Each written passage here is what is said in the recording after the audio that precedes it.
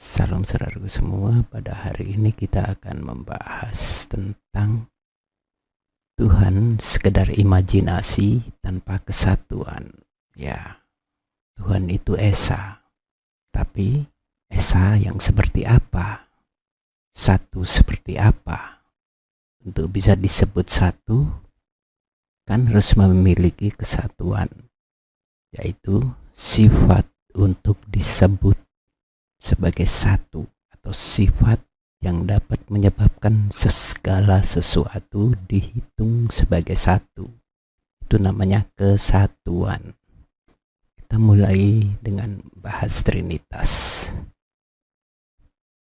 Trinitas adalah konsep ketuhanan yang lebih unggul dalam memberi penjelasan tentang Tuhan dibandingkan dengan konsep Unitarian primitif yang menolak segala bentuk kesatuan.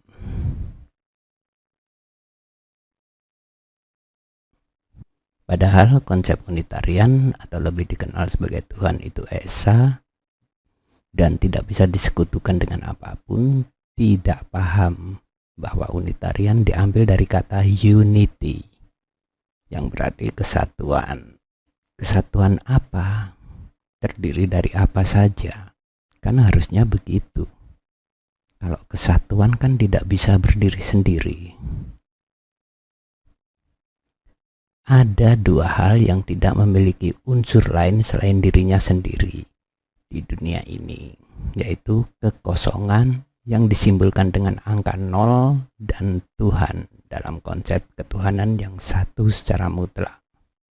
Kekosongan hanya memiliki satu unsur, yaitu kosong. Kalau dia memiliki unsur lain, sudah tidak kosong lagi, karena sudah ada isinya. Satu-satunya hal yang tidak memiliki unsur lain hanya kekosongan dan Tuhan dalam konsep ketuhanan yang satu secara mutlak. Lucu ya, satu tetapi tidak punya kesatuan. Aneh. Saya akan buktikan bahwa Trinitas lebih baik dalam mengenalkan tentang keesaan Tuhan. Tapi pertama-tama saya buktikan bahwa Anda juga Trinitas dalam lingkup yang lebih kecil. Sering kita mikirnya, contohnya itu manusia terdiri dari tubuh, jiwa, dan roh. Ya Trinitas, tapi itu kan masih ada di dalam tubuh. Jadi dia kesatuan, memiliki tepian yang membatasi sehingga dia bisa disebut satu. Jadi tidak sama dengan Trinitas yang dalam kepercayaan Kristen. Orang yang menentang bilangnya begitu. Tapi kita buktikan, kita semua mempunyai sesuatu di luar tubuh kita yang bisa dihitung sebagai satu. Penerapannya di zaman modern. Jadi kita semua sudah tahu. Pertama, ketika kita main internet, Anda disebut sebagai apa? User kan? Pemakai. Untuk dapat berkomunikasi dengan orang lain dalam media sosial atau dalam internet, Anda membutuhkan akun. Akun ini untuk bisa beraktivitas dan masuk masih membutuhkan satu hal lagi. Apa itu? Data internet. Data yang ditransfer melalui jaringan internet. Dan jadi Anda butuh user, yaitu pengguna, tukang ngetik itu, dan akun, identitas secara online di internet, dan data internet.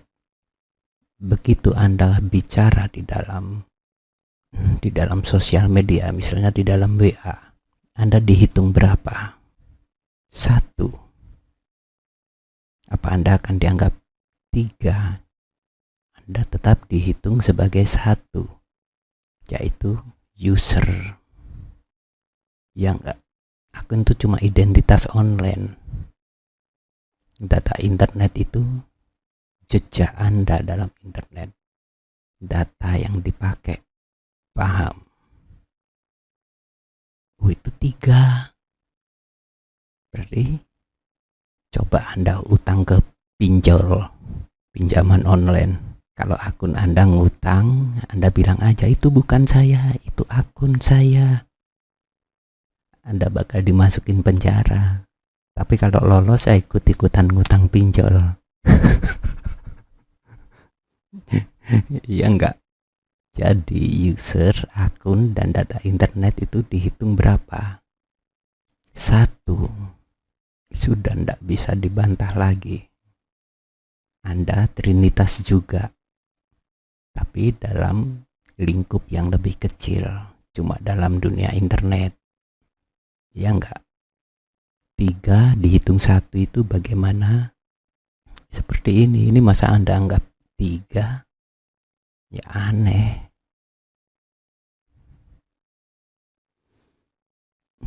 Dunia kita adalah dunia simulasi, dunia di mana rentetan kejadian yang acak, tapi sebagian ada yang ngerti, sebagian ada yang tidak.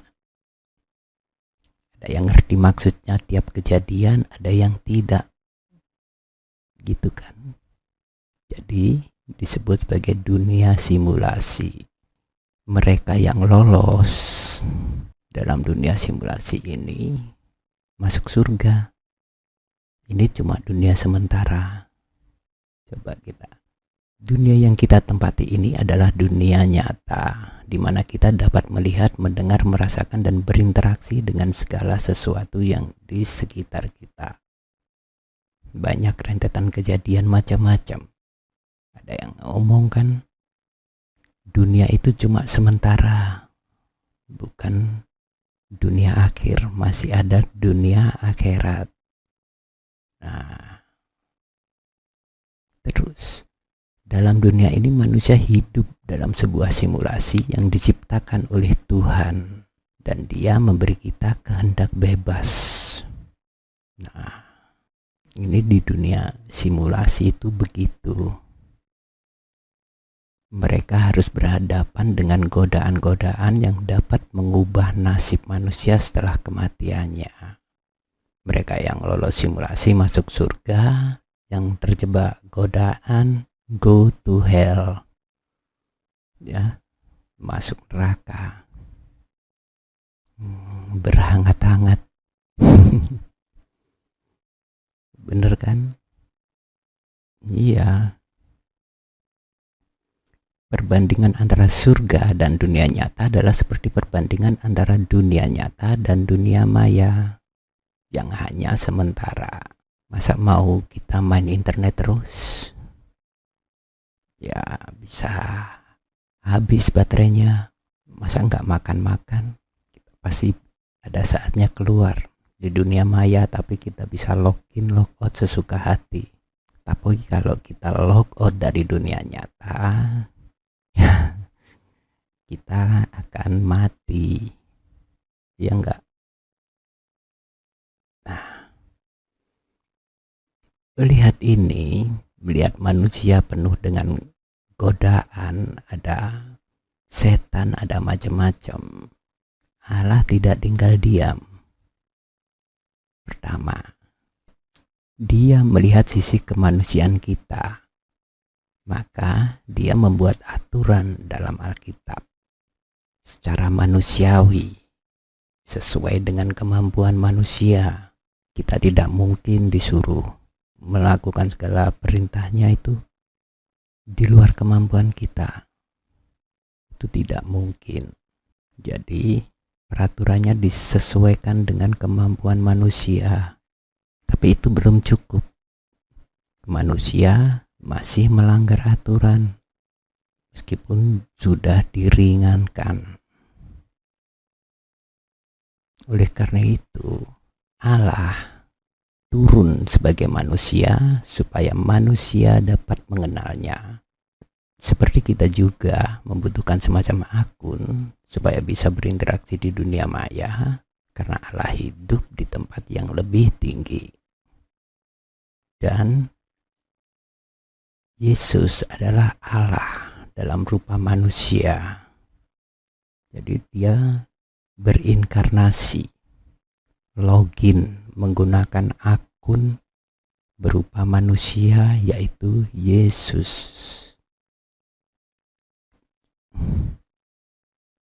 Aku dan Bapa adalah satu. Lihat, ini kata Yesus. Iya, dia kan satu. Satu akun. Aku dan Bapa adalah satu. Kayak kita sama identitas online kita. Kita sama akun kita. User sama akun. Makanya aku dan Bapa adalah satu. Paham? Setelah itu ada lagi, hendaklah kamu dalam hidupmu bersama menaruh pikiran dan perasaan yang terdapat juga dalam Kristus Yesus, yang walaupun dalam rupa Allah tidak menganggap kesetaraan dengan Allah itu sebagai milik yang harus dipertahankan, melainkan telah mengosongkan dirinya dan mengambil rupa seorang hamba dan menjadi sama dengan manusia. Jadi Allah sengaja mengosongkan dirinya. Dalam akun tersebut dia turun, mengambil rupa seorang hamba dan menjadi sama dengan manusia. Paham? Nah, dalam Yohanes 10 ayat 39, Yesus berkata, "Tetapi jikalau aku melakukannya dan kamu tidak mau percaya kepadaku, percayalah akan pekerjaan-pekerjaan itu, supaya kamu boleh mengetahui dan mengerti bahwa Bapa di dalam aku dan aku di dalam Bapa." Pekerjaan-pekerjaan apa? Misalnya, ketika dia menyembuhkan, dia hanya berfirman, cuma mengucapkan kata-kata, tidak menggunakan doa. Ketika membangkitkan orang mati, dia cuma berkata-kata, tidak berdoa dulu. Bangkitlah, langsung hidup. Sembuhlah, langsung sembuh. Dia tidak berdoa dulu. Terus pekerjaan apa lagi? Terus ketika dia ngomong, "Datanglah padaku, kamu yang berbeban berat." Siapa yang mampu melakukan itu? Cuma Tuhan. Tetapi Yesus juga mampu melakukan itu, karena dia ada di dalam Bapa dan Bapa di dalam dia. Seperti akun, sama seperti akun. Kamu di dalam akun, akun di dalam kamu. Ya enggak, apa yang dikatakan akun, kamu yang ngomong. Apa yang kamu katakan keluar ke akun. Tapi kalau dia Tuhan, kenapa Yesus bisa mati? Bagus. Karena kita tahu bahwa Kristus sesudah ia bangkit dari antara orang mati, tidak mati lagi. Maut tidak berkuasa lagi atas dia. Apa maksudnya? Saat Yesus mati akibat penyaliban itu, sama seperti saat kita main Mobile Legends.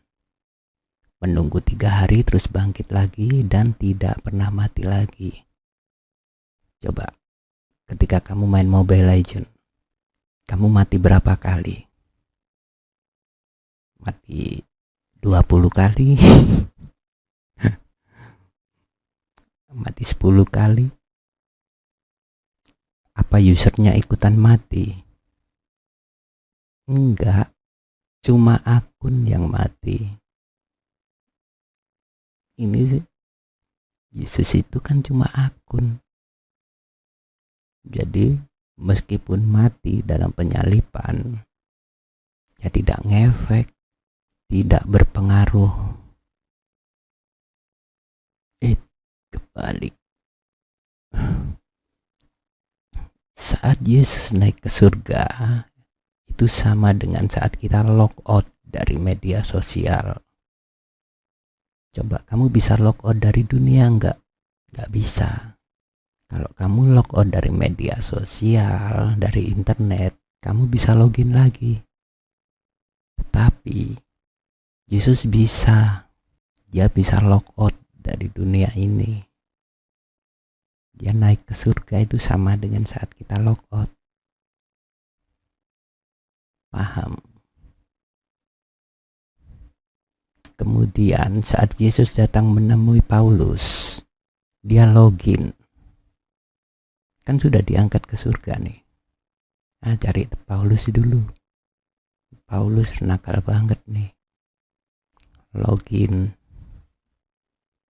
Terus habis itu log out lagi. Tanya. Lalu mengulangi lagi, login lagi. Menemui Yohanes. Terus memberikan kitab Wahyu. Sampai saat ini sudah berapa kali Yesus datang untuk memberi bimbingan, tidak diketahui secara pasti. Bahkan di zaman modern ini masih ada kasus seperti itu. Jadi Yesus itu login dan logout sudah tidak terhitung jumlahnya. Dia hidup sampai saat ini. Dia bisa login kapan saja. Dia bisa turun kapan saja ke dunia ini. Dia bisa logout kapan saja semau dia. Kalau kita logout, bagaimana? Kalau kita logout ya mati, nggak bisa login lagi.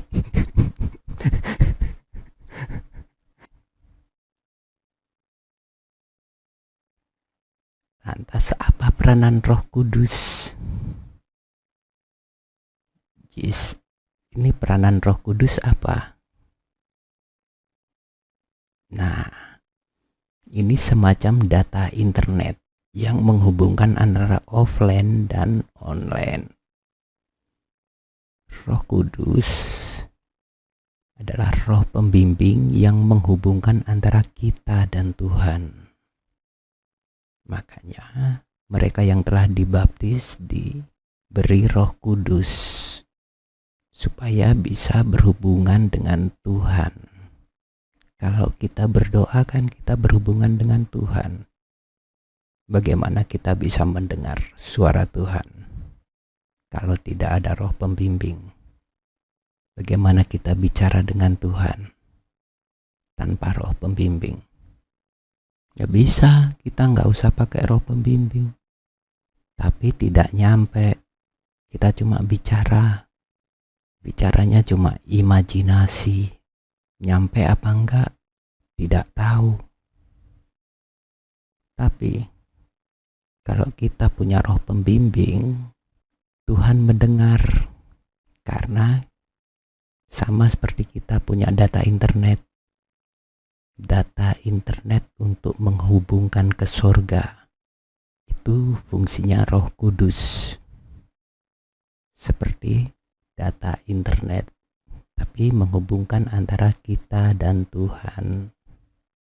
Kalau tidak ada roh pembimbing, bagaimana kita bisa mendengarkan suara Tuhan? Kan sering Tuhan mengingatkan kita melalui perasaan, kadang melalui suara. Ini yang paling besar peranannya dalam hidup kita.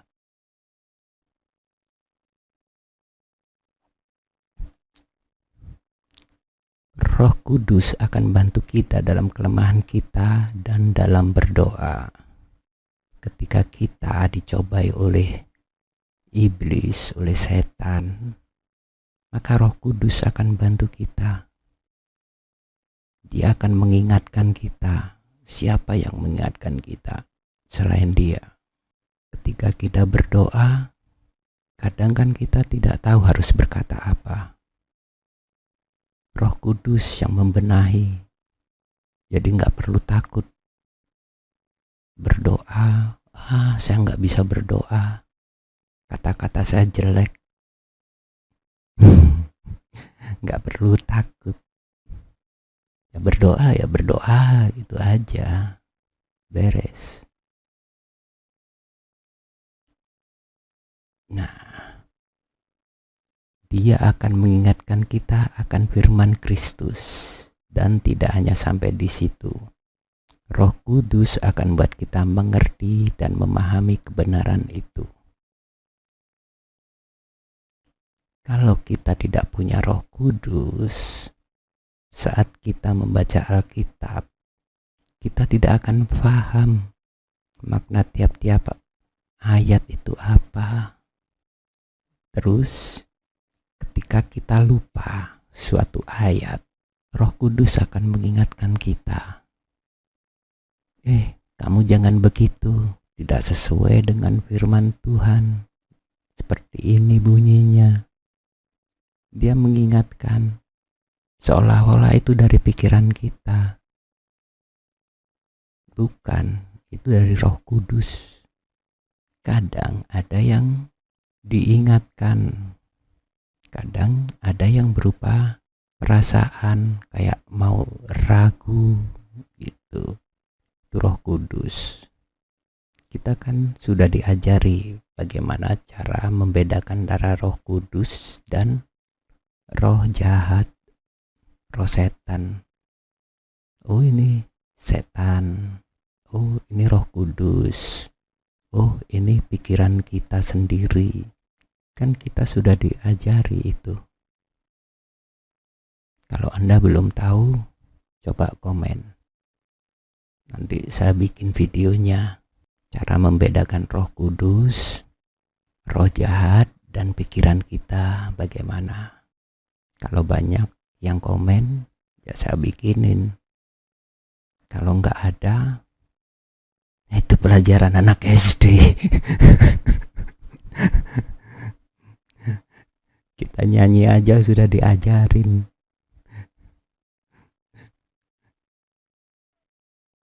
Nah, dalam perjanjian baru, Roh Kudus juga disebut sebagai roh penghibur. Dalam Yohanes 14 ayat 26, roh kebenaran dalam Yohanes 16 ayat 13, dan roh Kristus dalam 1 Petrus 1 ayat 11. Roh Kudus juga roh Yesus Kristus. Sama. Dan itu ditanamkan dalam diri kita. Tidakkah kamu tahu? Kamu adalah bait Allah. Dan roh Allah diam di antara kamu. Kalau Alkitab mengatakan demikian, ya benar. Nanti kesimpulan konsep Trinitas. Nah, jadi Allah adalah user. 1 Korintus 8 ayat 6. Namun bagi kita hanya ada satu Allah saja, yaitu Bapa, yang berasal padanya segala sesuatu dan yang untuk Dia kita hidup. Masih di 1 Korintus 8 ayat 6. Dan satu Tuhan saja, yaitu Yesus Kristus, yang olehnya segala sesuatu telah dijadikan dan yang karena Dia kita hidup. Jadi Allah adalah Allah Bapa, Tuhan adalah Yesus Kristus. Ini Yesus Kristus itu kan firman. Tuhan menciptakan segalanya melalui firman. Ya enggak? Jadi Dia Tuhan. Firman itu apa? Firman itu kan dari kata logos. Logos, firman itu juga berarti, selain berarti kata-kata, juga berarti pengetahuan. Seperti biologi, teologi, yang ada logi-loginya itu. Bayangkan, kalau tidak ada kalimat, tidak ada firman, tidak ada kata-kata, apa ada pengetahuan? Bagaimana kita mengerti pengetahuan? Air adalah benda cair, gitu. Tapi nggak ada kata-kata itu. Bagaimana kita menyampaikan informasi tanpa kata, tanpa kalimat? Nggak ada bahasa. Nggak ada bahasa, bagaimana bisa mengerti tentang ilmu pengetahuan? Iya kan? Kalau nggak ada firman, nggak ada kalimat, nggak ada kata-kata, ya tidak ada pengetahuan.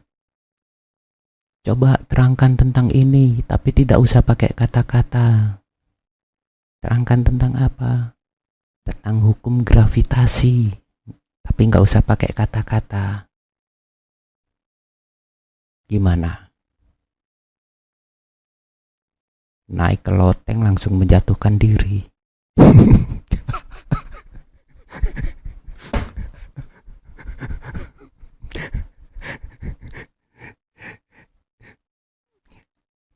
Yang gak paham orang bunuh diri. Cuma pakai gerakan langsung.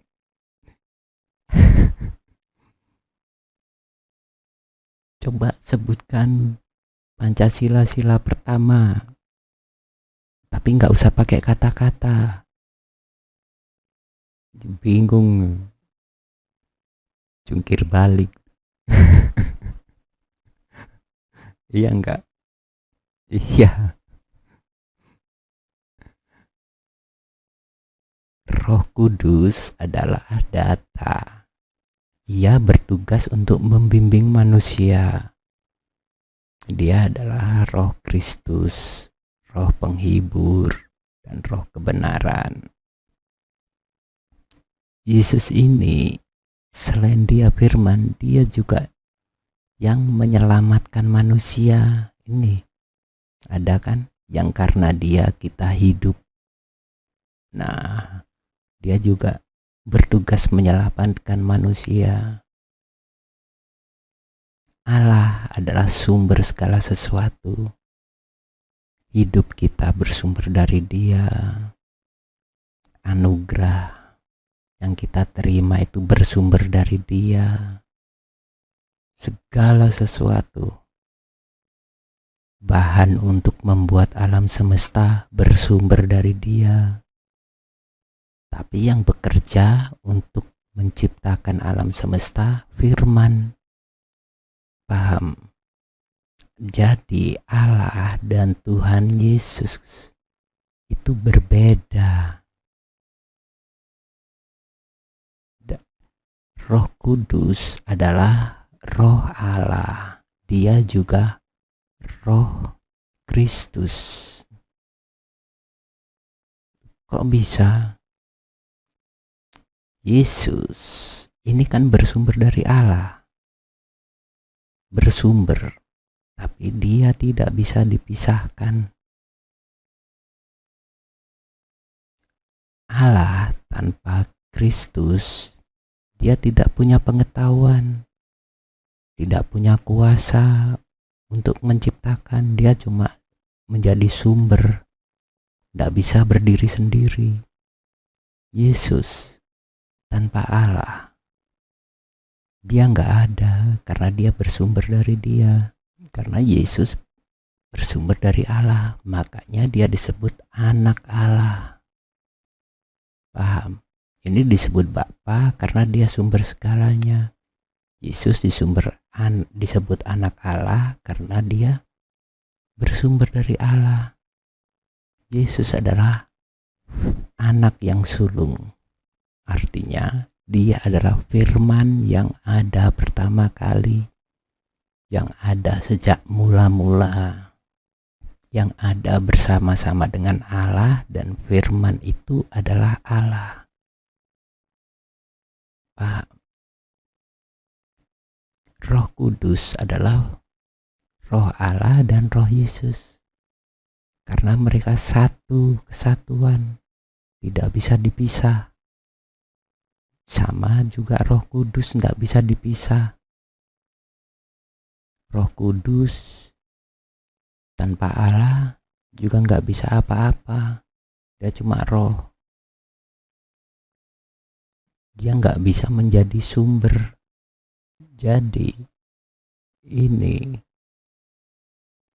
tiga-tiganya ini satu. Terus kalau tiga-tiganya satu bagaimana?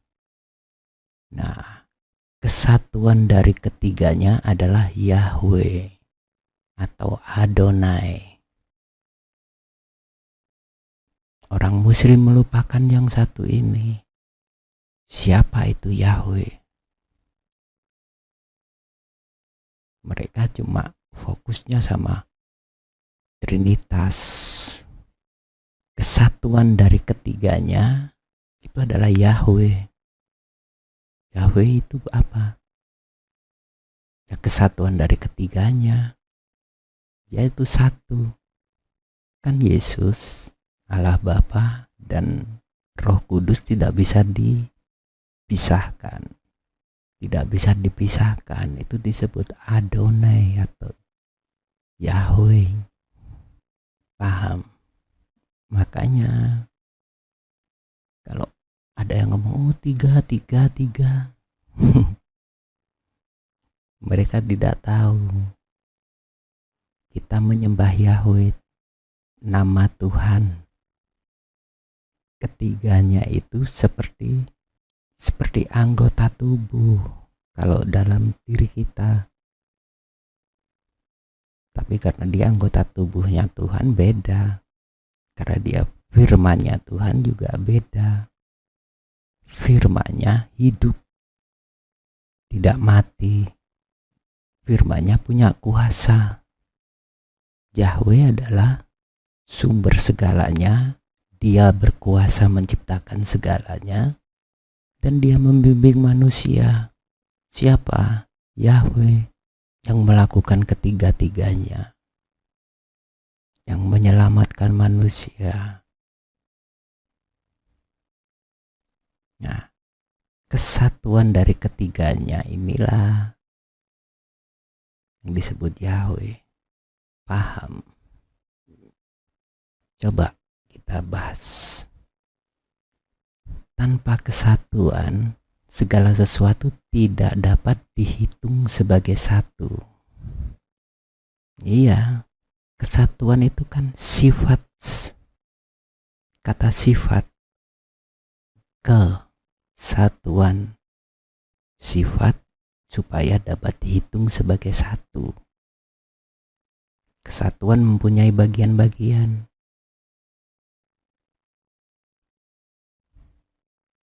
Misalnya manusia terdiri dari tubuh, jiwa, dan roh. Tanpa tubuh jadi roh gentayangan.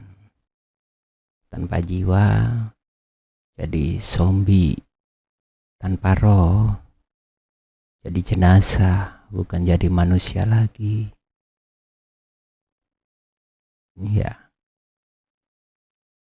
Terus segala sesuatu harus memiliki tepian atau batas supaya dapat dihitung sebagai satu. Hanya kekosongan yang tidak bertepi. Benar gak? Benar. Ini kotak ini. Berapa kotaknya? Ini batasnya ini ya. Coklat batasnya ini. 1 kotak.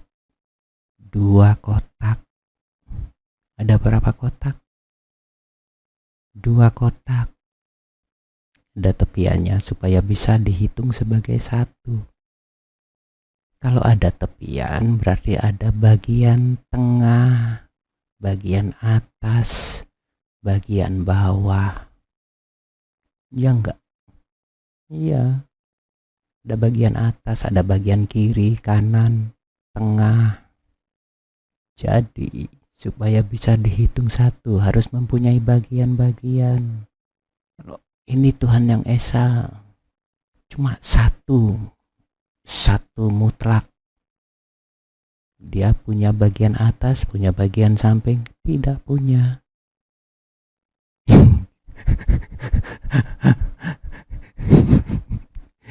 Tidak punya bagian atas, tidak punya bagian samping. Bentuknya kayak apa? Meluber.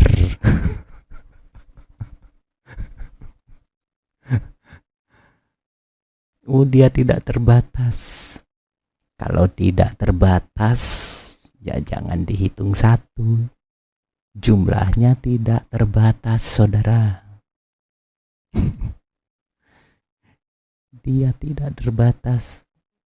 Katanya satu, sekarang jadi tidak terbatas. Aneh bener. Satu dan tidak terbatas itu dua hal yang berlawanan.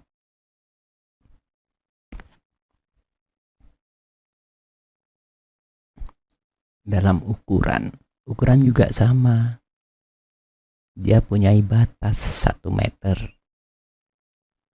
Ya, dia 100 cm batasnya. 1 kilogram. Ya, batasnya 1000 gram. Kalau 1500 gram 1 kilogram setengah. 1 liter 1000 mili. Kalau luas sama dengan panjang kali lebar. Kalau kubik, panjang kali lebar kali tinggi. Ada batasnya. Luas panjang doang. Yang gak jadi luas. Ada batasnya. Panjangnya seberapa? Berapa meter? Tuhan itu satu dimensi. Garis. Dia punya dimensi apa enggak? Tidak. Dimensinya banyak. Kok bisa disebut satu? Satu mutlak. Kalau dimensinya banyak, ya nggak bisa disebut satu mutlak. Jika ada yang mengatakan bahwa Allah itu zat yang esa atau mutlak, dia berbeda dengan siapapun. Ia kehilangan definisi dan semua ciri-ciri kepribadiannya. Kira-kira dia bisa berpikir enggak? Tuhan punya intelektual apa enggak? Ciri-cirinya apa saja? Ciri-cirinya satu yang bagaimana? Dia kosong dari substansi kesatuan ini dan itu. Jadi dia tidak punya kesatuan. Tidak bisa dihitung satu. Dia bisa dihitung kosong karena nggak punya kesatuan. Terus, bukankah dia tak ada satu dari yang ada? Karena dia tidak ada kesatuan kan? Tak ada satu dari yang ada. Bukankah ini berarti dia kekosongan belaka? Iya. Kalau nggak ada sifat yang dapat dihitung satu, bagaimana bisa dihitung satu? Apa yang menyebabkan dia bisa dihitung satu? Dia harus memiliki kesatuan. Kesatuan terdiri dari apa saja? Gitu. Zat yang satu. Ya, zat yang satu. Namanya satu itu bisa dihitung sebagai satu.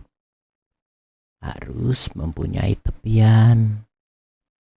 Nah, padahal bila ada satu, maka dia harus memiliki batas atau tepian. yang membatasinya sehingga dia bisa dihitung sebagai satu di dalamnya. Paham? Misalnya hitam ini batasnya sampai sini. Satu kotak hitam agak miring di sini, kepotong satu segitiga. Nah, ini batasnya segitiganya. Nah, ya enggak, segitiganya berapa? 1. Loh, kok bisa? Ini batasnya ada 1. Itu bukan segitiga. Ini kotak. Mana batasnya? Ini kotak. Allah itu satu mutlak dan dia berbeda dari siapapun. Tapi ini juga berlaku juga pada setiap pribadi manusia yang memang unik, tidak mengenal duplikatnya. Ya enggak, kita juga berbeda dari siapapun. Terus dasarnya tauhid yang katanya satu mutlak itu di mana? Kedahsyatannya enggak ada. Yang katanya luar biasa, manusia juga sama. Dia berbeda dari siapapun. Kita juga berbeda, tidak mengenal duplikatnya. Ya enggak? Iya, meskipun kembar, sidik jarinya tetap beda. Tidak ada yang sama mutlak.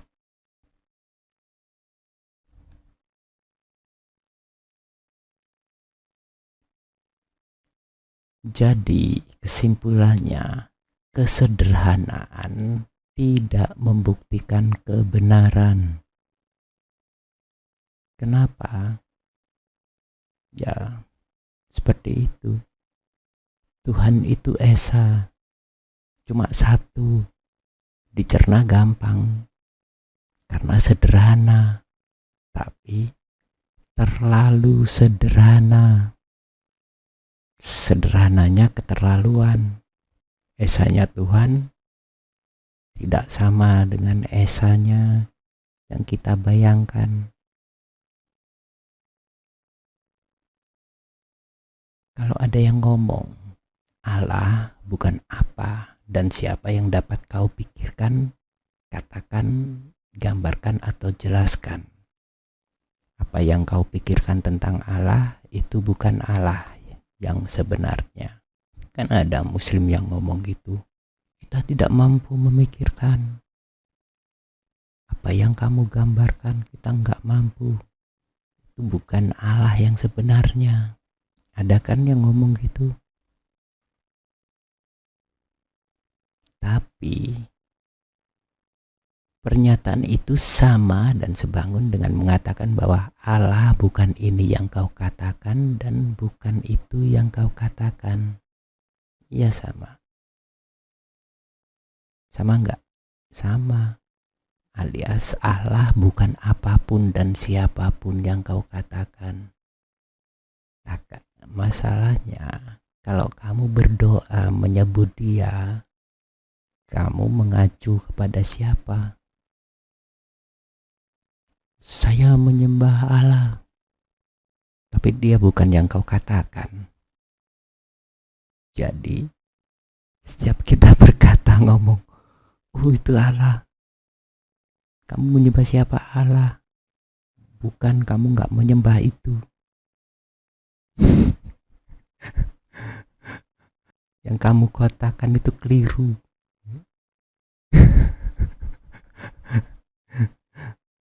Lucu orang yang ngomong gitu. Itu bukan yang seperti yang kamu pikirkan. Gimana dong? Nggak ada. Kosong dia.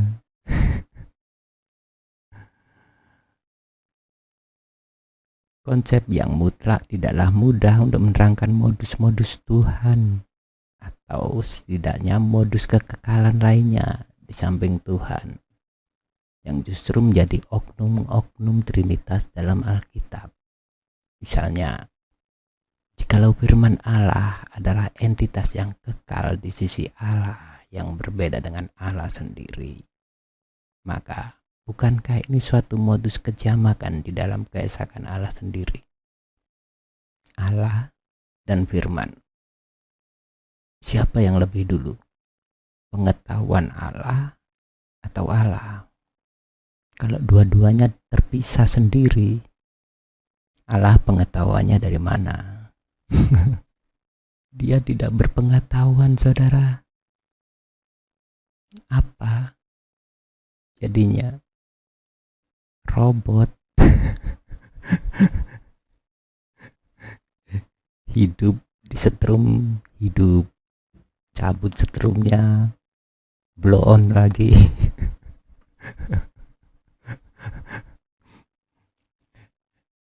Iya enggak?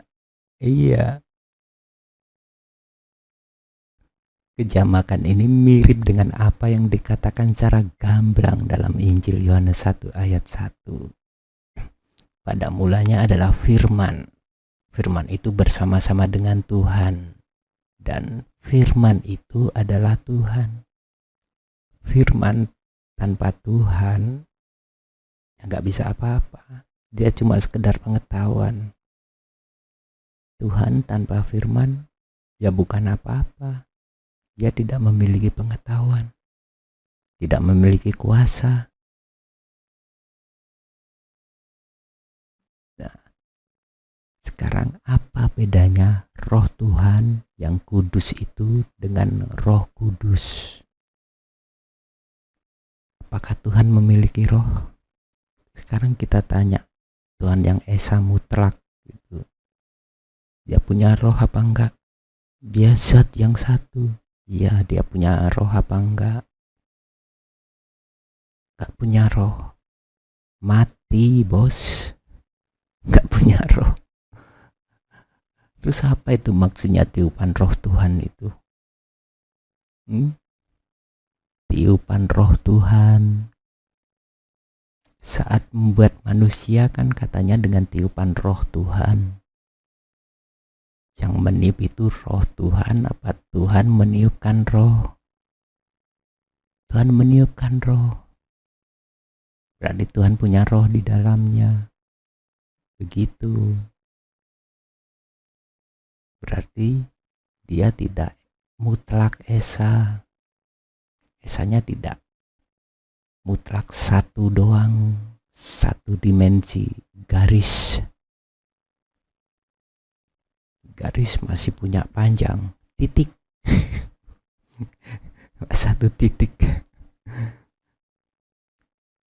Gak punya satuan apa-apa. Kan gak punya kesatuan. Satuannya apa coba? Tuhan garis 1 cm. Berarti terdiri dari 10 mili. Satu titik. Titiknya bulatan, diameternya berapa? Tuhan yang mutlak Esa itu kosong, gak ada apa-apanya. Roh Kudus dikenalkan sebagai roh Allah yang maha tahu dalam 1 Korintus 2 ayat 10 sampai 11.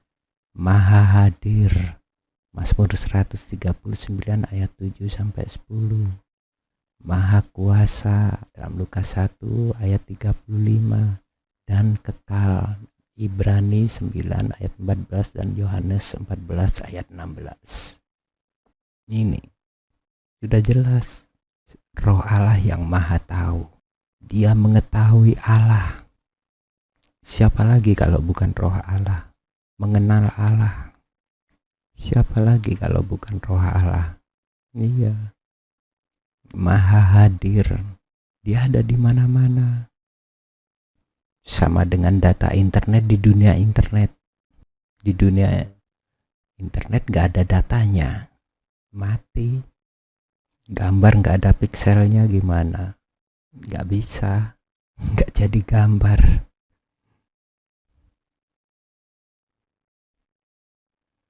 Dengan demikian terlihatlah bahwa justru konsep Trinitas menempati basis yang lebih berdaya dalam menjelaskan hakikat Tuhan. Dia bisa menjelaskan bagaimana kekuasaan Tuhan, bagaimana Tuhan itu sebagai sumber segalanya, bagaimana Tuhan itu sebagai penyelamat, bagaimana Tuhan itu sebagai roh pembimbing, bagaimana dia bisa disebut sebagai satu itu bagaimana. Karena dia punya kesatuan. Tanpa kesatuan gak bisa disebut satu, bro. Iya gak? Kesatuan itu sifat supaya dapat dihitung sebagai satu. Kalau dua itu biasanya hal yang bertentangan. Tiga hal yang bertentangan itu disatukan. Sesuatu yang menyatukan itu ketiga. Makanya tiga disebut angka yang sempurna. Kelebihan, selebihnya itu cuma tambahan. Tiga itu angka sempurna. Coba kalau kamu lagi wudhu deh, cuci tangan 3 kali, cuci kaki 3 kali, 3 semua. Karena 3 itu adalah angka kesempurnaan. Itu dia konsep Trinitas di situ. Hal yang bertentangan disatukan oleh satu hal. Jadi ada 3 minimal untuk bisa dihitung satu. Gimana? Untuk menjelaskan tentang hakikat Tuhan, Trinitas lebih berdaya, lebih jelas menjelaskan tentang Tuhan. Anda tanya, Tuhan itu Esa yang bagaimana? Tuhan itu satu yang bagaimana? Kesatuan terdiri dari apa saja? Gak bisa jawab kalau satu mutlak. Dia zat apa? Akhirnya kepada pengkritik yang masih mengolok-olok Tuhan Trinitas yang dianggap tidak sejelas dan sesederhana seperti Allah yang Esa mutlak satu, kita ingin bertanya dalam kejujuran. Allah itu berzat apakah? Roh atau non-roh? Apa hubungannya Allah dengan roh Tuhan? Roh Kudus, tiupan roh Tuhan. Ayat mana yang memastikannya? Gak ada. Tuhan gak punya roh. Mati. Iya, mati.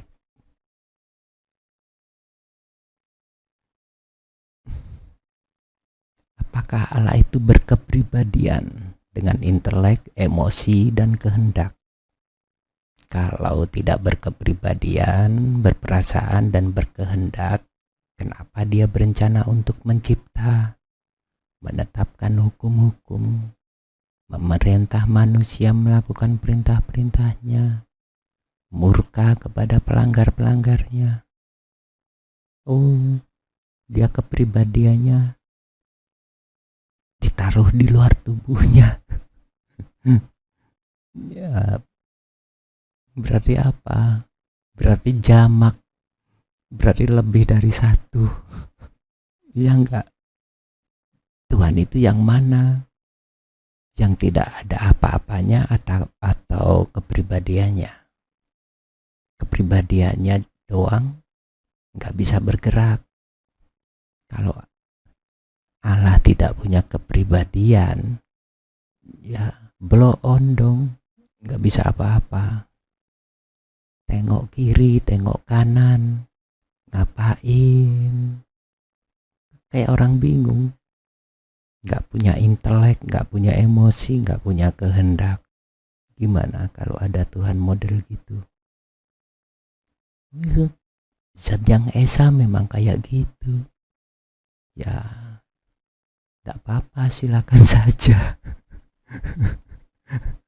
Allah Maha Suci dan Maha Besar, namun kenapa bisa berdusta?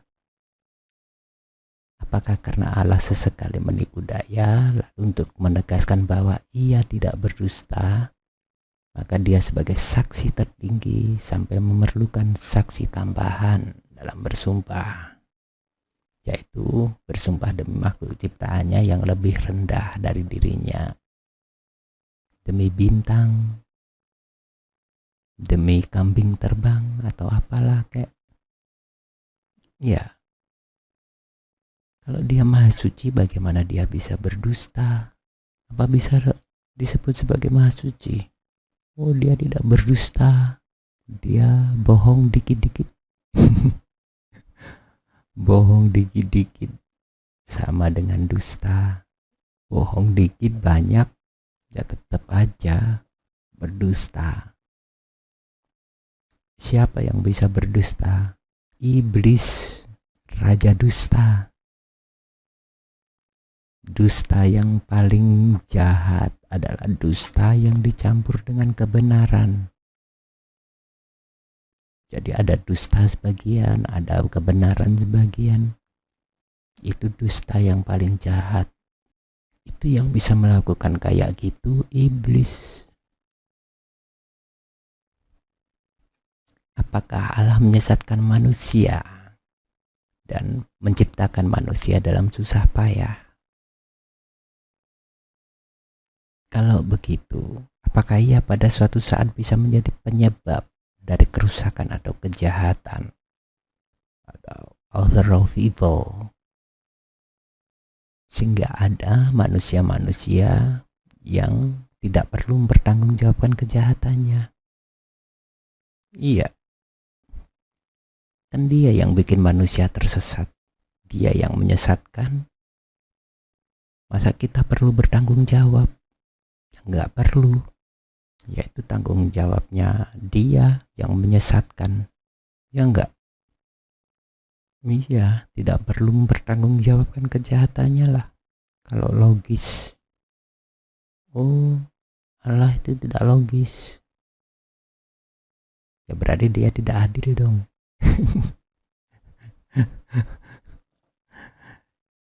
Sudah menyesatkan, ini saya sesatkan, udah sesat, kamu masuk neraka.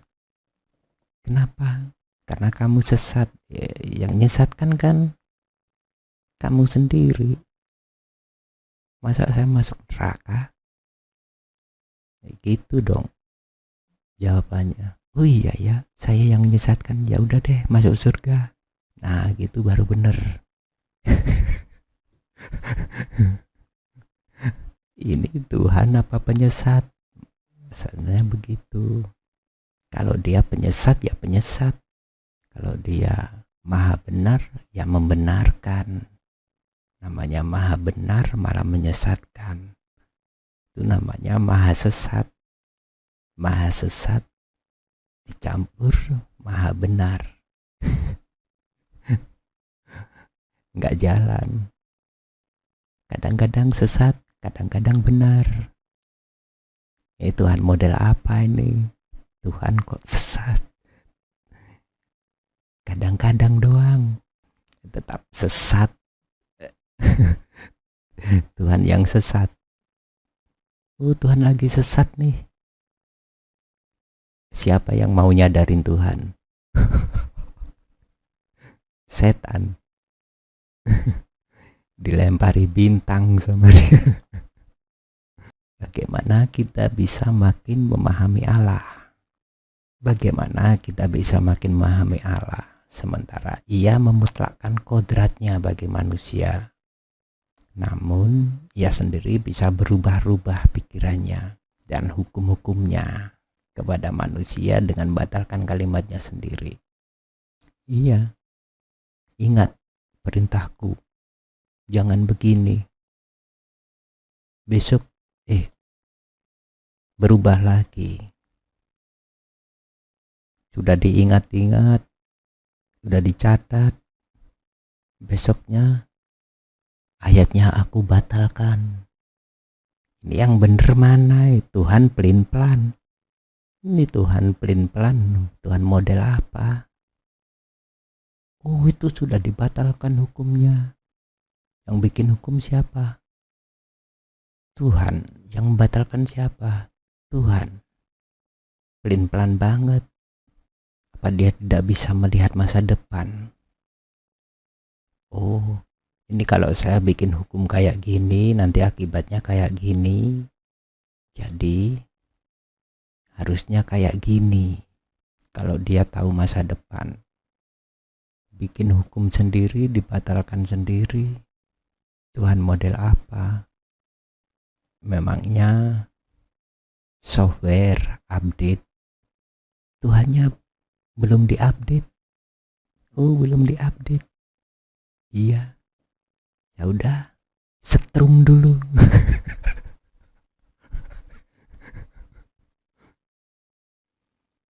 Apakah ada kesederhanaan kepastian bahwa Allah ini yang dianggap lebih sederhana dan benar akan menyelamatkan kita begitu kita mempercayainya dan memberikan kita hidup yang kekal di surga?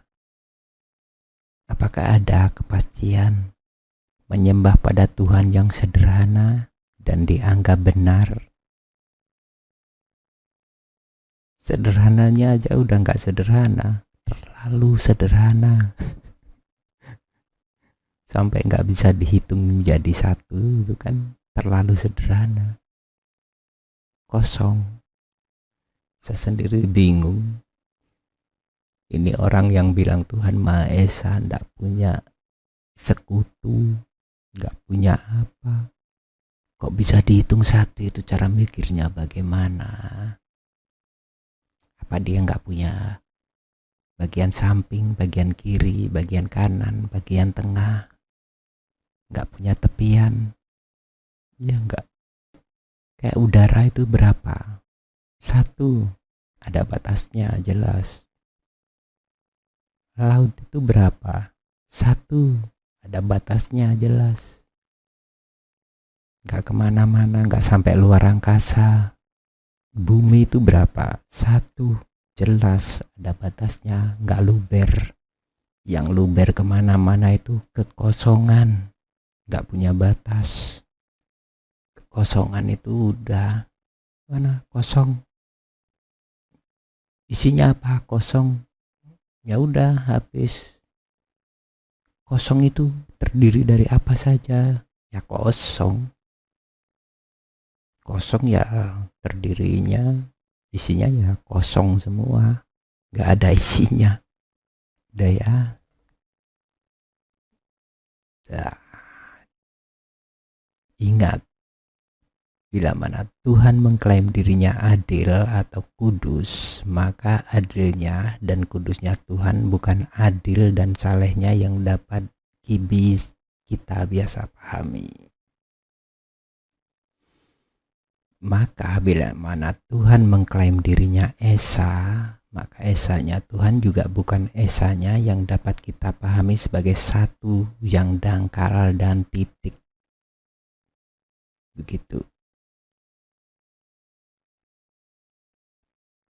Keesaan Tuhan dalam Trinitas adalah puncak pemahaman kita akan keberadaan Tuhan yang bukan hanya sekedar tauhid-tauhidan,